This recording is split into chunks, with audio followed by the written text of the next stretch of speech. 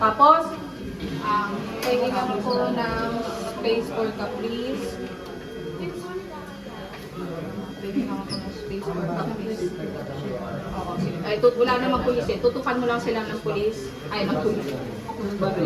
Ng barel. Tapos, hablutin mo to face. Siguro mamabebe doon siya sa kulang. Pag nag-ano kayo. Ganyan. Tapos, pagkabunod, tutok barel, tapos kunin mo to. Ikaw, bibigay mo ate. Bibigay ka? Kasi, may barel siya eh. May barel siya. Dito ka, hostage. Hostage lang po. Hostage lang. Sige, atras onte. Nandito tayo. Sige, nagpasan mo para hindi kayo closer. Sige, nakaubusan na tayo dito. Tapos tuwing nag-attend siya lumapit, kasi siyempre nanay, kalalapit. Kilala mo ko, hindi ako ganyan. Tapos, Serena anak, tama na. Dito pwede ka na po mag-forward po kung maramdaman ko po. Serena anak, tama na. Tama na.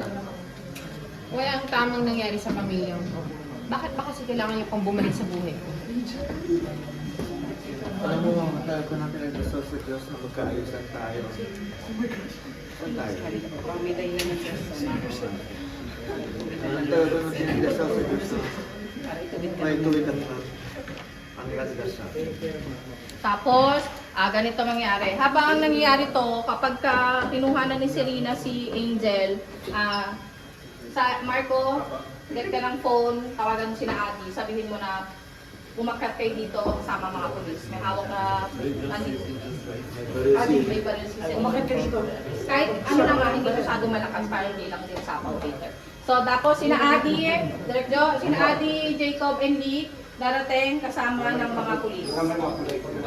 Kailan ko siya sa ganyan pagkadating na nila, yung Serena tama na. Tama na. Continue lang po ate. Continue lang kahit tumatawag. Serena tama na.